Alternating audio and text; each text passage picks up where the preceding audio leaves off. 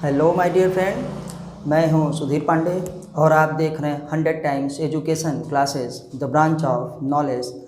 तो चलिए हम आज अपना आगे का वीडियो करते हैं। हम लोग पढ़ रहे थे रिस्पायरेशन एंड क्या है गैसियस एक्सचेंज, जिसको हम कहते हैं ब्रीदिंग एंड गैसियस एक्सचेंज और कॉमन भाषा में कहा जाता है रिस्पायरेशन। क्लास 11th की NCERT का ये चैप्टर नंबर हम लोग पढ़ रहे हैं इस समय 17। तो अब हम लोग 7 लेक्चर कर चुके हैं पीछे और अब आज 8वां हम लोग करने वाले हैं, जिसमें देखेंगे transport of gases. Transport of gases में हम लोग 2 गैसों का देखेंगे, ऑक्सीजन और कार्बन डाइऑक्साइड का ट्रांसपोर्ट कैसे होता है और किस माध्यम से होता है। तो चलिए हम स्टार्ट करते हैं। और जिन्होंने जो प्लीज़ अभी तक ना देखा हो पीछे का वो सब लेक्चर, तो आप 100 टाइम्स एजुकेशन सर्च करिए और प्ले लिस्ट में जाइए, वहाँ पे सीधे आपको मिल जाएगा ह्यूमन फिजियोलॉजी क्लास 11th। तो चलिए हम आज का टॉपिक स्टार्ट करते हैं ताकि आपका भी ज़्यादा समय ना लगे, क्योंकि यूट्यूब एक ऐसा माध्यम है कि जहाँ पे चीज़ें क्लियर हों अच्छी बात है, लेकिन समय कम लगना चाहिए। कम टाइम में आपका ज़्यादा से ज़्यादा काम होना चाहिए। तो अभी तक जिन्होंने 100 टाइम्स को सब्सक्राइब ना किया हो, प्लीज़ उनसे रिक्वेस्ट है कि आप 100 टाइम्स एजुकेशन क्लासेस को ज़रूर सब्सक्राइब करिए, वीडियो को लाइक करिए, उस पर अपने विचार हमको आप कमेंट के माध्यम से दे सकते हैं, तथा अपने दोस्तों के साथ वीडियो को ज़रूर शेयर करिए और उनसे भी चैनल को सब्सक्राइब करने के लिए कहिए। तो चलिए आज हम देखते हैं कि क्या क्या हो सकता है, वही हम देखेंगे। ये लेक्चर नंबर कौन सा है? 8वां, 7 तक हो चुका है। चलिए स्टार्ट करते हैं। तो हम आते हैं, आपको पता है transport of gases. Transport of gases भैया 100% NCERT पढ़िए, तभी कल्याण होने वाला है, नहीं तो नहीं। आप रेफरेंस बुक सिर्फ और सिर्फ क्वेश्चन को लगाने के लिए ना, ज़्यादा से ज़्यादा क्वेश्चन को सॉल्व करने के लिए उसका इस्तेमाल कर सकते हैं, नहीं तो किसी भी प्रकार की अन्य किसी भी बुक की कोई भी ज़रूरत नहीं है। अगर आप NCERT पढ़ते हैं, और प्लीज़ NCERT आप लेके भी बैठिए, क्योंकि कॉपी भी, पेन भी और तमाम चीज़ें क्या है लेके रखेंगे तो हम क्या करेंगे कि हमारे पास अंडरलाइन करने का, हमारे पास जो है नोट्स बनाने का ना टाइम रहता है। जो चीज़ हमारे दिमाग में आई उसको हम फटाक से कर लेते हैं या उसको बना लेते हैं। अब ये सोचेंगे कि बाद में कर लेंगे तो नहीं हो पाता। और देखिए, एग्जामिनर आपसे ये नहीं पूछता कि बेटा तुम कहाँ से पढ़े थे, कैसे पढ़े थे, क्या पढ़े थे, NCERT में आपको क्या हुआ था, क्या नहीं हुआ था। लेकिन ये फिक्स है कि 85 से 90% क्वेश्चन नीट के लिए NCERT से ही आते हैं। JEE मेंस के लिए भी 85 से 90% NCERT के ही आते हैं। तो आप पहले NCERT को अपना कवर कर लीजिए, उसके बाद जैसे हम लोगों को भोजन ज़्यादा आवश्यक है, भूख लगी है तो हमको खाना खाना है, अचार चटनी रायता उसके साथ थोड़ा थोड़ा वो कर लेते हैं बाद में, पहले खाना खाएंगे ना। तो वही चीज़ हमारे पास है। और आप तो जानते हैं कि अब चाहे JEE मेंस हो चाहे नीट हो ना, सब कुछ NTA ही करवाता है, जैसे CBSE करवाती थी। तो इसलिए आप ये मान के चलिए कि CBSE का ही सिलेबस है और 100% NCERT ही पढ़िए, बाकी आपको कुछ भी पढ़ने की ज़रूरत नहीं। रेफरेंस बुक इसलिए बेटा यूज़ की जाती है कि ताकि आप ज़्यादा से ज़्यादा जितने ऑब्जेक्टिव क्वेश्चन करेंगे, जितने अच्छे से आप क्वेश्चन करेंगे, उतना क्या होगी, आपको प्रैक्टिस होती है, आपकी स्पीड बनती है। तो प्लीज़ हम भी NCERT ले रहते हैं, आप भी अपनी NCERT लिए रहिए ताकि वो पॉइंट्स आप वहाँ पर देख सकें ना। हम लोगों को तो एकदम NCERT से लाइन टू लाइन पढ़ाई जाती थी। चलिए आइए देखते हैं, पढ़ना बहुत ज़रूरी है NCERT से। ट्रांसपोर्ट ऑफ गैसेस, हम बोले कि ट्रांसपोर्ट ऑफ गैसेस में हम लोग देखते हैं क्या, 2 गैसों को, कौन कौन सी हैं गैस बेटा, ऑक्सीजन एंड क्या है कार्बन डाइऑक्साइड। सुनना बहुत ज़रूरी है। तो ट्रांसपोर्ट करने के लिए, ट्रांसपोर्ट करने का क्या मतलब है, मीडियम किस माध्यम से जाएगा, तो ये किस माध्यम से जाता है, ट्रांसपोर्ट ऑफ गैसेस में ऑक्सीजन एंड कार्बन डाइऑक्साइड का क्या होता है, ट्रांसपोर्ट काहे, बाय द ब्लड। जो हमारा रक्त है वही जो है भैया सबसे अच्छा माध्यम होता है ट्रांसपोर्ट के लिए, इसीलिए तो कहते हैं कि ब्लड होना बहुत ही आवश्यक है ना, और कितना होना ज़रूरी है ना, कितना नहीं होना ज़रूरी है। ब्लड की कमी हो गई तो हो जाने दीजिए, क्या दिक्कत होती है, लेकिन जब ब्लड की कमी तो हीमोग्लोबिन की भी कमी हो जाएगी, और हीमोग्लोबिन की कमी हो जाएगी तो ट्रांसपोर्ट ऑफ गैसेस नहीं होगा। ऑक्सीजन को लेकर जाएगा कौन, जो हम वायुमंडल से ऑक्सीजन अपने फेफड़े में भरे उसको कौन ले जाएगा कोशिकाओं तक, ऊतकों तक कौन ले जाएगा, क्यों, क्योंकि इसी ऑक्सीजन के सहारे बेटा वहाँ पे क्या होने वाला है, दहन होने वाला है, जिसको हम ऑक्सीडेशन कहते हैं। ऑक्सीडेशन ऑफ फूड मतलब भोजन का दहन, क्योंकि उसी भोजन के दहन से आप पहले बार में ही पहले लेक्चर में आप रिस्पिरेशन के देखे हैं ना, ब्रीदिंग एंड गैसेस एक्सचेंज में कि क्या होता है, तब कार्बन डाइऑक्साइड जल और एनर्जी मिलती है, और उसी एनर्जी से हम लोग क्या करते हैं, अपनी रोज़मर्रा के काम करते हैं, उसी एनर्जी से हम लोग क्या है आज यहाँ बोल रहे हैं, आप बैठ के सुन रहे हैं, क्योंकि इस संसार में दो ही चीज़ है, एनर्जी और टाइम। तो रिस्पिरेशन क्या होता है, ऑक्सीडेशन ऑफ फूड, जिसको हम कहते हैं ब्रेकडाउन ऑफ क्या है, बॉन्ड होता है ना, एक हमारे लिए एनर्जी निकालने के लिए, जिसमें भोजन का दहन होता है और ऊर्जा मुक्त होती है। तो ट्रांसपोर्ट ऑफ क्या है होता है, गैसेस, वो गैसेस कौन सी हैं, ऑक्सीजन एंड कार्बन डाइऑक्साइड, तो हमारे पास ट्रांसपोर्ट बाय द ब्लड के होता है। और ब्लड में क्या, ब्लड में तो आपको पता है कि ब्लड में मेनली क्या, आरबीसी वाली, कौन सी, आरबीसी के बारे में हम लोग जान चुके हैं, रेड ब्लड कार्पसेल्स हम लोग इसको कहते हैं। अब देखिए हम देखते हैं कि जो ना है ऑक्सीजन का 97% ऑक्सीजन ट्रांसपोर्टेड बाय क्या है बताइए, आरबीसी, ट्रांसपोर्टेड बाय आरबीसी। एक मिनट, ये थोड़ा ज़्यादा सट गया है, वो थोड़ी सी बच्चों को असुविधा होती है जो नोट करते रहते हैं, तो आइए इसको फिर से हटा देते हैं। तो क्या करते हैं, 97% ऑक्सीजन ट्रांसपोर्टेड बाय आरबीसी ना, और कितना बचा बेटा, 3% ऑक्सीजन क्या हुआ, ट्रांसपोर्टेड बाय किसके, प्लाज्मा।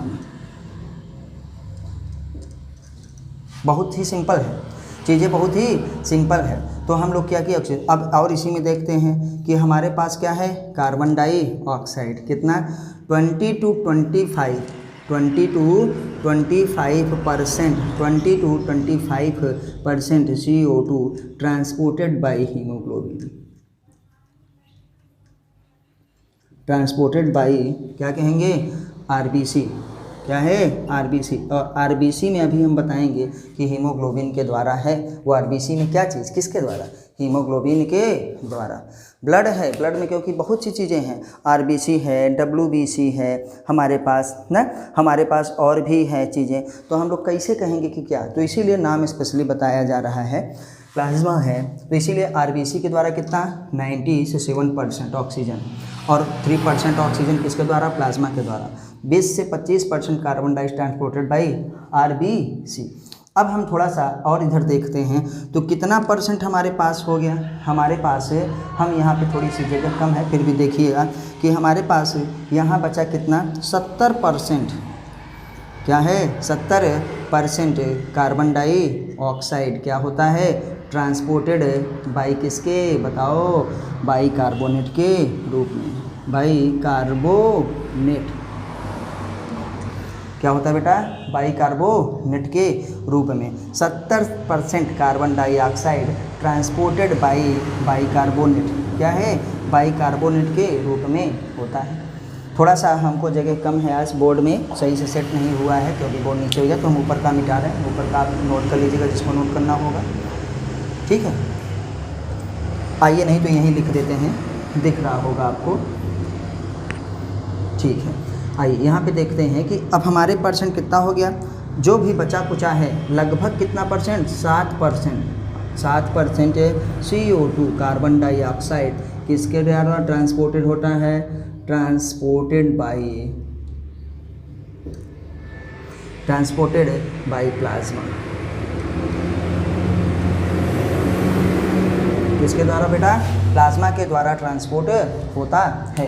तो आइए एक बार हम फिर से देख लेते हैं कि हमारे पास दो गैसों का ट्रांसपोर्ट होता है, दो गैसों को हमको परिवहन करना है। हमारे पास पहली हमारी गैस है ऑक्सीजन।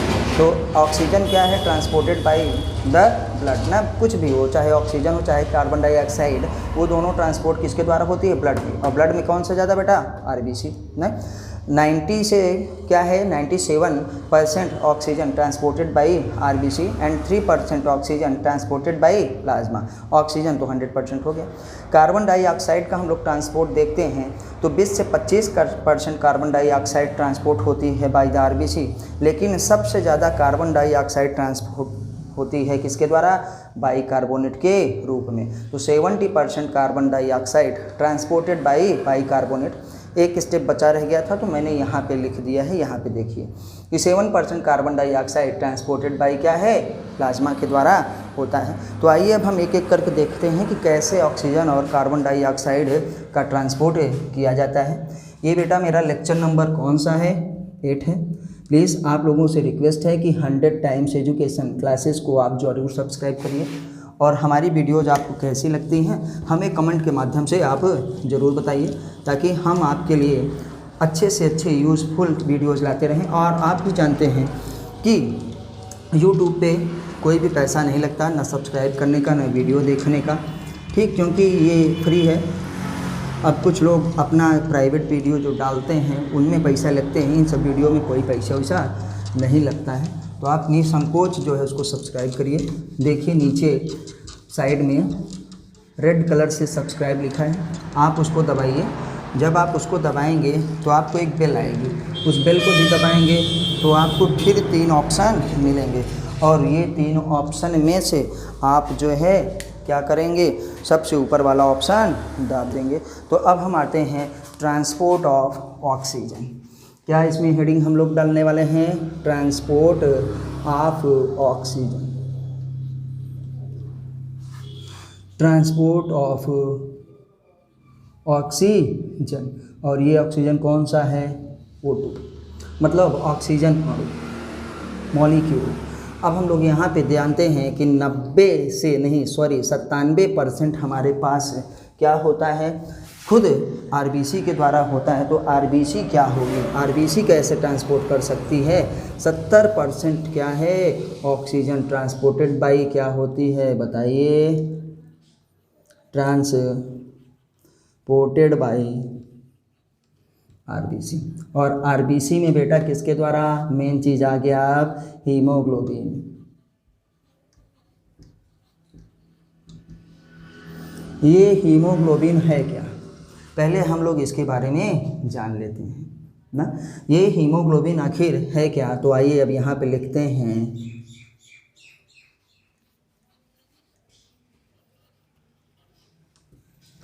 एक तो हीमोग्लोबिन ये क्या है, रेड पिगमेंट है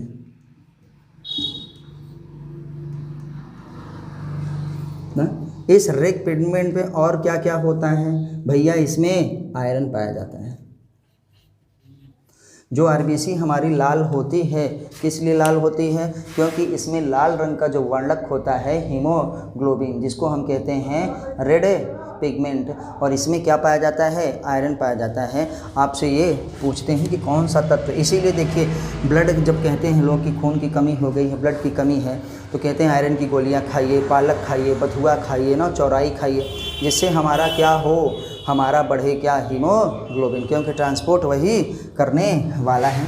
तो अब आते हैं कि अब हीमोग्लोबिन हमारे पास क्या करेगा, रेड कलर का पिगमेंट होता है जिसमें आयरन पाया जाता है। ये हीमोग्लोबिन न, हीमोग्लोबिन की बाइंडिंग कैपेसिटी होती है न, binded with oxygen and form क्या, ऑक्सी हीमोग्लोबिन।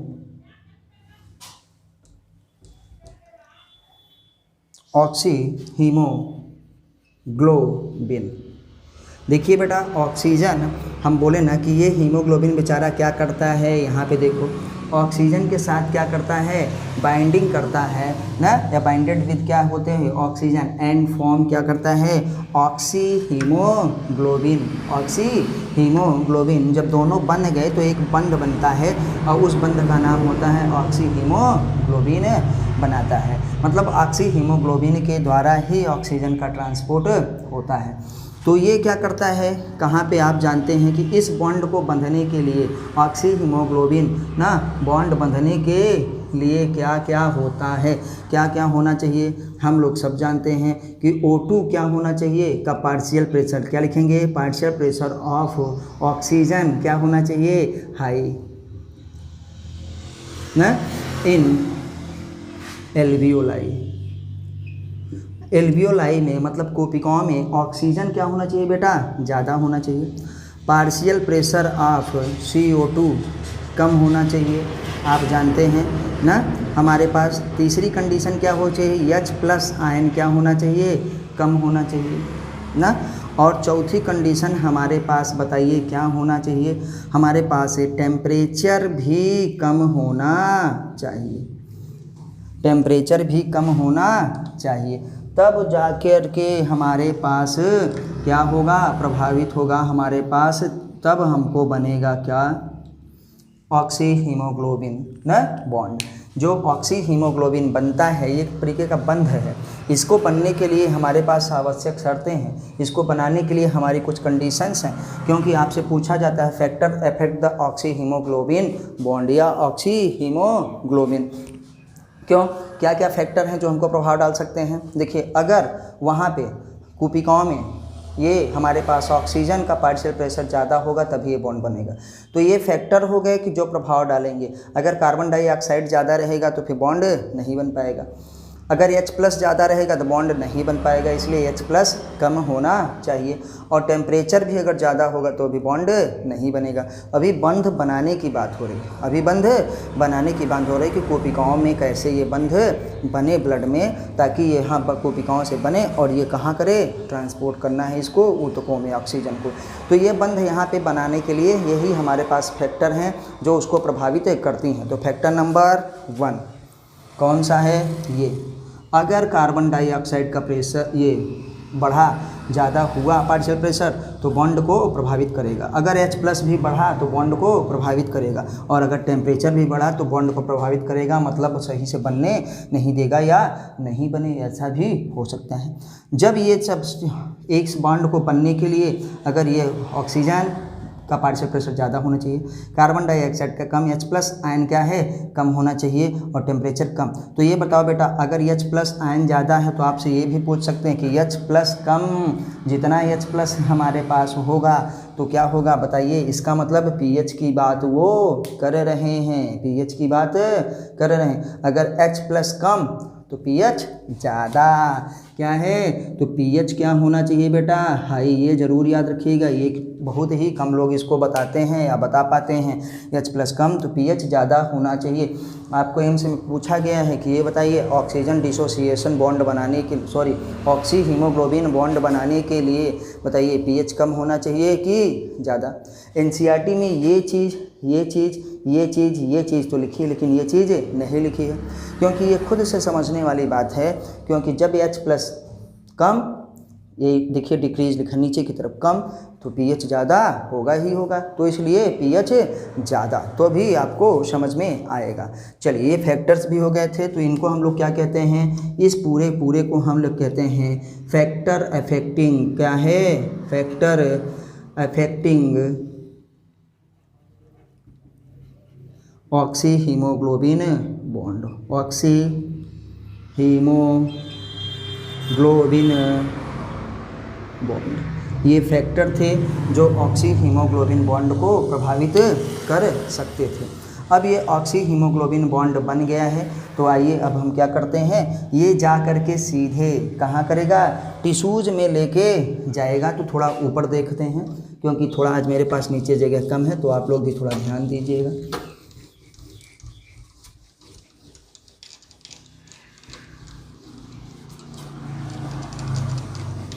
हम पूरा इसको नहीं करेंगे ताकि यहाँ पे समझ में रहें। देखिए ऑक्सी हीमोग्लोबिन बनने के लिए ये कंडीशन ज़रूरी है। अब ऑक्सी हीमोग्लोबिन ये कहाँ पे हो रहा था, एल्वियोलाई में। एल्वियोलाई से ये बेटा कहाँ जा रहा है, टिश्यूज में। कहाँ पे, टिश्यूज में, ऊतकों में। तो ऑक्सी हीमोग्लोबिन डिसोसिएट करना है, तोड़ना है, तो हम कहते हैं ऑक्सी हीमोग्लोबिन डिसोसिएशन के लिए ऑक्सी हीमोग्लोबिन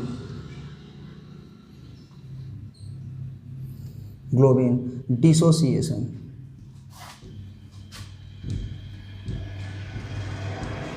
ना, ऑक्सी हीमोग्लोबिन डिसोसिएशन के लिए क्या क्या आवश्यक है, ये होगा कहाँ पे, टिश्यूज में। कहाँ पे, टिश्यूज में, ऊतकों में, क्योंकि वो बॉन्ड तो बना है कोशिकाओं की तरफ से और टूटेगा कहाँ पे, टिश्यूज में।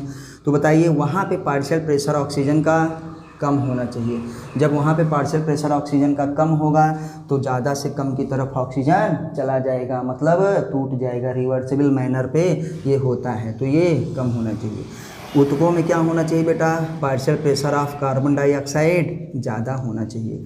H+ भी देखिए क्या होना चाहिए, ज़्यादा होना चाहिए। जब H+ ज़्यादा तो इसी को क्या कहेंगे भैया, pH कम। क्या कहेंगे, pH कम।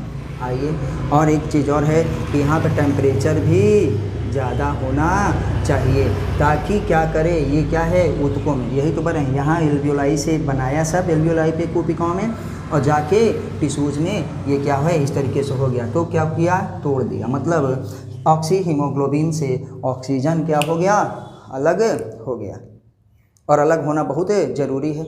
जब अलग नहीं होगा तो कोशिकाओं से कहाँ पे जाएगा, टिश्यू में जाने का फिर फ़ायदा क्या, क्योंकि तब श्वसन वो नहीं कर पाएगा, रिस्पिरेशन की रिएक्शन आपकी नहीं हो पाएगी, हमको एनर्जी नहीं मिल पाएगी ना। तो आइए हम लोग फिर से देखते हैं कि ये बहुत ही ज़रूरी है, क्यों ये चीज़ें आवश्यक हैं। अब हम जानते हैं कि एक बार और देखिएगा, यहाँ पर लिखें ऑक्सी हीमोग्लोबिन डिसोसिएशन ना लिखा है, तो एक कर्व बनता है, तो वो कर्व क्या होता है, फिर चाहिए बेटा यहाँ पे देखिए जहाँ दिखा रहे हैं ऑक्सी हीमोग्लोबिन डिसोसिएशन कर्व पूछते हैं कि आपसे कैसा होगा, तो हम कहेंगे सिग्मोइड। क्या है, सिग्मोइड। सिग्मोइड का मतलब सिग्मा के आकार का। देखिए हमारे पास एक ग्राफ है छोटा सा, ज़्यादा इसमें कुछ बताना नहीं है। ये ग्राफ क्या है, ऐसे से ऐसे, ये ग्राफ क्या है, ऐसे से ऐसे, यही आपका है ना ऑक्सी हीमोग्लोबिन डिसोसिएशन कर्व। तो ऑक्सी हीमोग्लोबिन डिसोसिएशन कर्व कैसा होता है, सिग्मोइड, मतलब सिग्मोइड मतलब एस के आकार का होता है। अब मेन बात आती है कि हमारे पास सारी चीज़ें हो गई हैं, अब तो थोड़ा सा ये भी देखते हैं, तब हमारे पास कितना ऑक्सीजन जाता है 100 ml ब्लड के द्वारा, तो यही हम लोग देखते हैं। तो अब आते हैं कि 100 ml ब्लड कितना भैया, 100 ml क्या है, रक्त कितने 5 ml ऑक्सीजन को ट्रांसपोर्ट करता है। क्यों, तो पहले हम क्या करेंगे, बाइंडिंग देख लें कि जब ऑक्सी हीमोग्लोबिन बंध बनता है तो क्या करते हैं, 1 मॉलिक्यूल ऑफ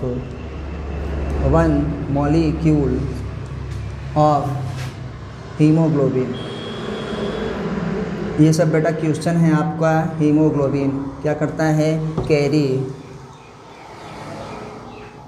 कैरी करेंगे कितने, 4 ना molecule of oxygen, 4 molecules of oxygen, मतलब हीमोग्लोबिन का एक मॉलिक्यूल कितने, 4 मॉलिक्यूल ऑफ ऑक्सीजन को क्या करता है, कैरी करता है, मतलब ढोता है ना, उसको क्या करते हैं, परिवहन उसका करता है। कितने भैया, 4। आपसे पूछेगा एक हीमोग्लोबिन, यहाँ पे हमारे पास है एक हीमोग्लोबिन, ये अपने ऊपर बैठाता है कितने, 4 O2 को, कितने, 4 O2 को। तो इस प्रकार से 100 ml ब्लड क्या करता है, कितने ml को वो करता है, 5 ml ना blood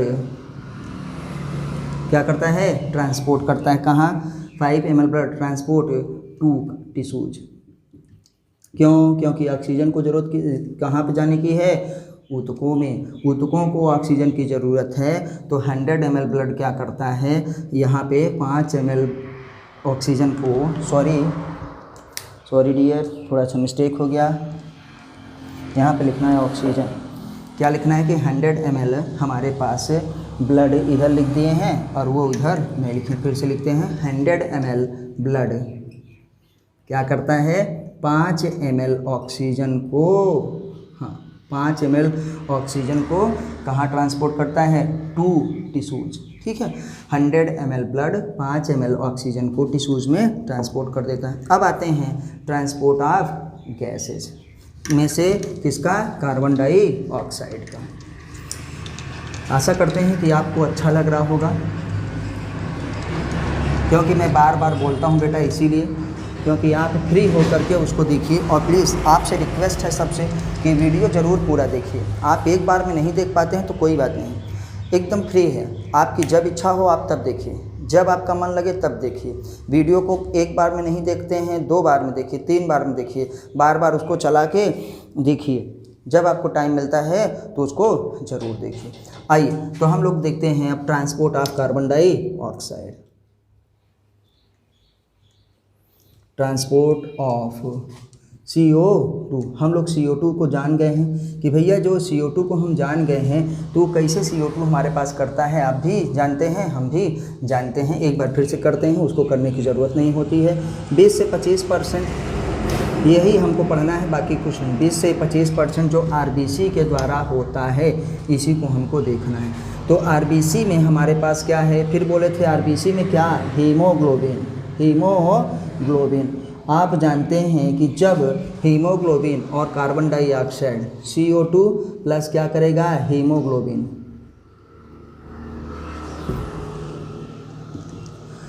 carbon dioxide and haemoglobin मिल करके क्या बनाते हैं भैया? एक बॉन्ड बनाते हैं। उस बॉन्ड का नाम है कार्बा अमीनो हीमोग्लोबिन। एक तरीके का कंपाउंड हो गया कार्बा एमिनो हीमोग्लोबिन। क्या बनाते हैं ये? कार्बन डाइऑक्साइड कब मिला? हीमोग्लोबिन के साथ बाइंडिंग करता है तो कार्बा अमीनो हीमोग्लोबिन बनाता है। इसके बारे में कोई भी डिटेल पढ़ने की ज़रूरत नहीं है, हम लोग बस इतना ही याद रखते हैं कि ये मिलता क्या है? कार्बा अमीनो हीमोग्लोबिन। अब जो हमारे पास 70% था, अब जानते हैं कि कार्बा अमीनो हीमोग्लोबिन किधर बनेगा? टिश्यूज़ में, ऊतकों में। तो ऊतकों में क्या होना चाहिए था? तो ये पहले टिश्यू की बात करते हैं कि हमारे पास टिश्यूज़ हैं। टिश्यूज़ मतलब ऊतक। यहाँ पे ऊतक से हमको ये कार्बा अमीनो हीमोग्लोबिन बनेगा। क्यों? क्योंकि कोशिकाओं की तरफ से, ऊतकों की तरफ से, वहाँ बोले थे ना जब ऑक्सीजन गया तो वहाँ पे क्या हुआ? रिस्पिरेशन हुआ।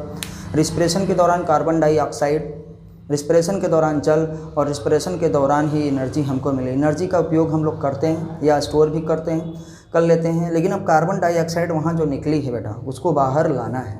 किधर? ब्लड से लाएंगे कोशिकाओं की तरफ, और ताकि कोशिकाओं से वो कहाँ चले जाए?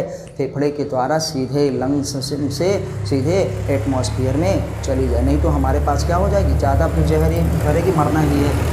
तो ये टिश्यूज़ में क्या होना चाहिए? ये कार्बा अमीनो हीमोग्लोबिन बनने के लिए क्या कंडीशंस होनी चाहिए? टिश्यूज़ में आप जानते हैं किसका? Partial pressure of carbon dioxide ज़्यादा होता है, हाई है। वहाँ पे पार्शियल प्रेशर हमारे पास क्या होता है? पार्शियल प्रेशर ऑफ O2 कम होता है। वहाँ पे क्या होगा कि हमारे पास ये बनने के लिए, इस बॉन्ड को बनने के लिए, उसको डिसोसिएशन के लिए टेम्परेचर वहाँ पे ज़्यादा होता था। तो आप यहाँ भी याद रखिए कि टेम्परेचर भी यहाँ पे ज़्यादा ही है ना। pH भी आप जान लीजिए कि अगर वहाँ पे H+ ज़्यादा है, क्योंकि वो बनना है, तो pH यहाँ पे क्या होगा? कम। सारी की सारी चीज़ें उल्टी कर दीजिए, बस सारी की सारी चीज़ें उल्टी कर दीजिए। तो ये ऊतकों से कहाँ पे आ रही है? एल्वियोलाई में। जब ऊतकों से ये एल्वियोलाई में आई तो आप जानते हैं कि एल्वियोलाई में आई तो एल्वियोलाई में partial pressure of carbon dioxide कम होता है, क्योंकि वहाँ पे ऑक्सीजन ज़्यादा होता है ना। तो वो क्या करती है कि सीधे सीधे यहाँ पे देखिए टेम्परेचर ज़्यादा है, वहाँ पे टेम्परेचर भी कम होता है, तो वो क्या करते? सीधे सीधे टूटे जाती है। तो यहाँ पे पार्शियल प्रेशर ऑफ ऑक्सीजन ज़्यादा होता है और यहाँ पे टेम्परेचर आप जानते हैं कम होता है। तो हमको मेन इसी से लेना है कि यहाँ पे क्या होता है? Partial pressure of carbon dioxide alveoli का कम होता है। तो जो हमारे ऊतकों से, हमारी टिश्यूज से हमारे पास ब्लड के द्वारा आ रहा है क्या? कार्बन डाइऑक्साइड, वो कोशिकाओं में आता है, कोशिकाओं की सरफेस पे आता है और वहाँ पे ये बॉन्ड क्या फिर से टूट जाता है, कार्बा अमीनो हीमोग्लोबिन टूट जाता है और कार्बन डाइऑक्साइड हीमोग्लोबिन से अलग हो जाता है। जब वो अलग हो गया तो हमारा फेफड़ा उसको बाहर निकाल देता है। कहाँ पे? एटमॉस्फेयर में। ना, इसीलिए हम लोग अंदर की तरफ ऑक्सीजन और बाहर की तरफ कार्बन डाइऑक्साइड निकालते हैं। आइए, तो ये मेन बात हमारी हो गई आरबीसी के द्वारा। अब इसमें जो इम्पोर्टेंट वाली चीज़ है वो है देखना, जिनको भी नोट करना होगा वीडियो को पॉज करके नोट कर लेंगे। अब हमको ये देखना है कि हमारे पास 70% लगभग 70% क्या होता है कार्बन डाइऑक्साइड। 70% कार्बन डाइऑक्साइड आप जानते हैं, कार्बन डाइऑक्साइड किसके द्वारा ट्रांसपोर्ट होता है ना, सब जानते हैं, बाइकार्बोनेट के रूप में। क्या नाम है? बाइकार्बोनेट के रूप में ना, बाइकार्बोनेट कहिए।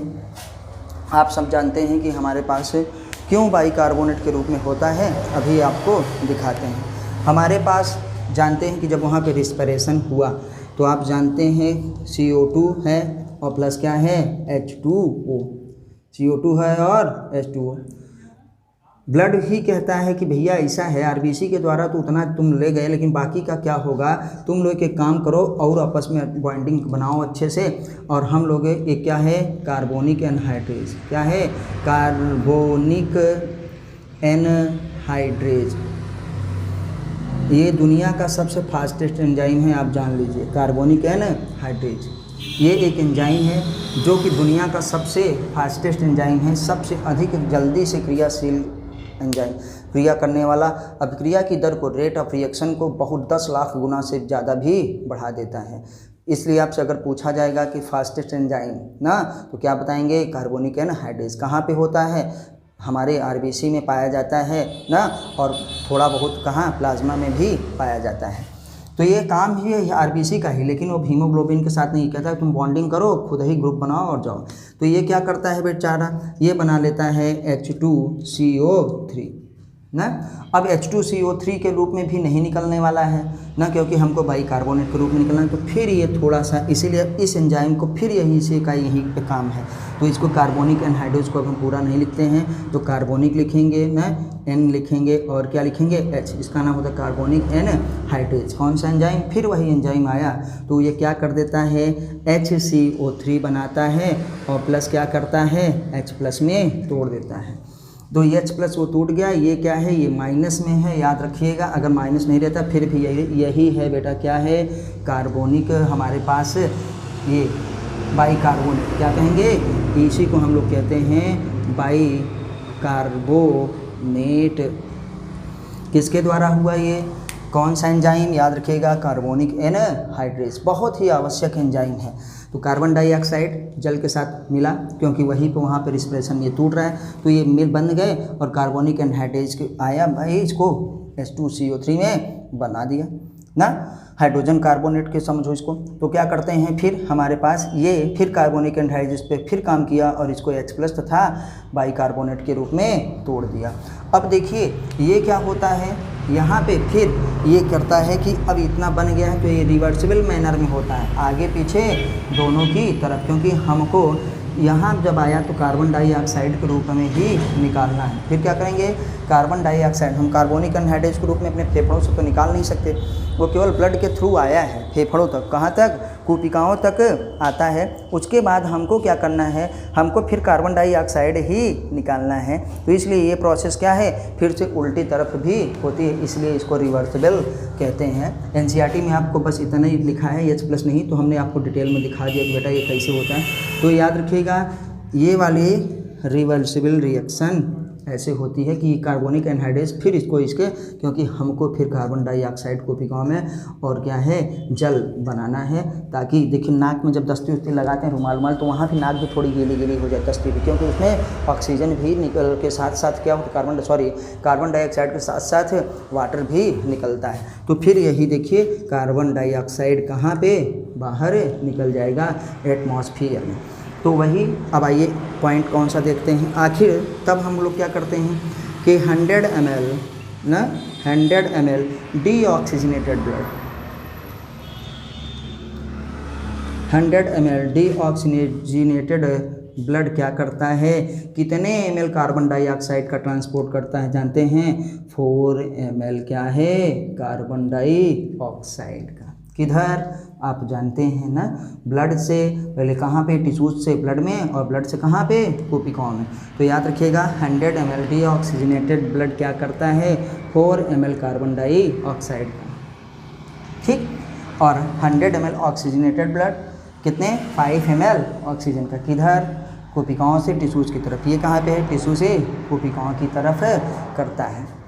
तो हम लोगों ने इतना देखा, आपको कैसा लगा आप हमको कमेंट के माध्यम से ज़रूर बताइए। हम हट जा रहे हैं, जिनको वीडियो नोट करना होगा वो नोट कर लेंगे ना। और आपसे रिक्वेस्ट है कि प्लीज़ आप चैनल को सब्सक्राइब ज़रूर करिए, वीडियो को लाइक ज़रूर करिए ना, और अपने सुझाव हमको कमेंट के माध्यम से ज़रूर दीजिए, और चैनल को जो है सब्सक्राइब ज़रूर से ज़रूर करिए। तो अब हम क्या पढ़ेंगे, इसके आगे हम लोग पढ़ने वाले हैं रेगुलेशन ऑफ, बताइए क्या, रेस्पायरेशन। तो चलिए, और रेस्पिरेटरी डिजीज के बारे में, तो जिसको हम नेक्स्ट लेक्चर में पढ़ेंगे। तब तक आप लोग पढ़ाई करते रहिए, एनसीईआरटी खूब लगाइए। अब जानते हैं एनसीईआरटी खूब पढ़िए ना, रेफरेंस के लिए आप दूसरी बुक लीजिए। और 1 अगस्त 2021 को आप जानते हैं कि नीट का एग्ज़ाम होने वाला है। अभी से न बेस्ट ऑफ लक न good luck, all is well. सब कुछ सही होना चाहिए, न कोई लक होता है न कोई बेस्ट ऑफ लक होता है। सब कुछ अगर अच्छा आप कर्म करेंगे तो अच्छा फल निश्चित ही मिलेगा। इसलिए ऑल इज़ वेल। फिर मिलेंगे अपनी अगली वीडियो पे, तब तक नमस्ते, जय हिंद, जय भारत।